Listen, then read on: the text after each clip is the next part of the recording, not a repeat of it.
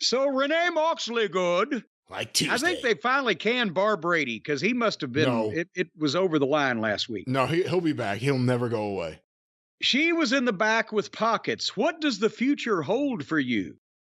And of course, he makes fun of wrestling being phony by saying, well, now somebody's going to walk in and challenge me. It kind of like the same kind of shit that Owens does. They're so smart. They're sharper than everybody else. And obviously, we know that wrestling is as phony as a fucking football bat, or elsewise pockets wouldn't be standing there on our screen. But then as soon as he said that, some fucking blonde guy with an English accent and his own belt walked in and did challenge him. And I'm, who is this fucking guy? And then Garcia comes in and wants to know where Shibata is. Just, where's Shibata? Like that's a fucking household name. Elvis, Obama, Shibata. Like everybody, okay. And then Pocket struggles to get out that Shibata isn't there, but he will be next week, so we could have a tag team match. And then he walks off, leaving the British guy standing there looking like a 6-foot Q-tip. What the fuck was this all about? Elvis, Obama, Shibata. Shibata. The skinny, blonde-haired man who, again, I knew who it was, but it was not...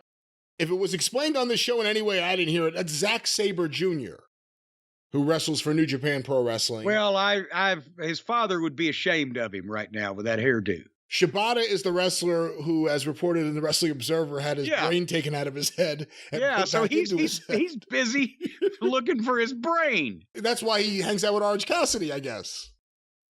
I don't think Orange has any fucking brains left to spare. So we're going to see that next week for some reason. Now, we're going to talk about the ratings in a little bit, but just imagine if you are a viewer at home that isn't us, that just has no problem with AEW and watches it every week. And yeah, you may wonder why certain people just disappear off that TV or are gone, or certain people are nonstop on that TV. You have no idea who Shibata is. You have no idea who Zack Sabre Jr. is. You don't care about Daniel Garcia at this point, and you're sick of Orange Cassidy, who they stuff at the start of most shows to try to get people to see him. To me, there isn't the big mystery is why so many people keep diving off this television show when you see stuff like this. This is an easy crime to solve. And continuing, as a matter of fact, this is like Murder on the Orient Express. Everybody's going to take a stab at this one. The women's title match, Sky Blue versus Toni Storm. What have they done to Toni Storm? She used to be gorgeous. Now her new hairdo makes her look like Phyllis Diller. Well, she's a heel. At least she's trying to be a heel. Well, she is a heel. Succeeded there. Phyllis Diller.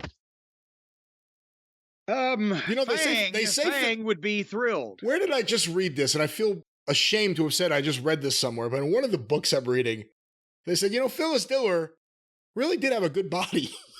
If you could just get past her face. When she was younger, she was quite the looker. Other than the face that she made fun of. For anyone saying, oh, how dare you? She made fun of it in her own act, so I could do it. Yes, she did. All right, the moment we've all been waiting for, and believe me, I have. And we're getting to it. That was a review of Sky Blue versus Toni Storm? It certainly was. Oh, okay. And we're going to have to do more of this. 10 fucking hours a week. We're going to be skipping things in both companies going forward here. Or elsewise, I'm going to be fucking out of my mind.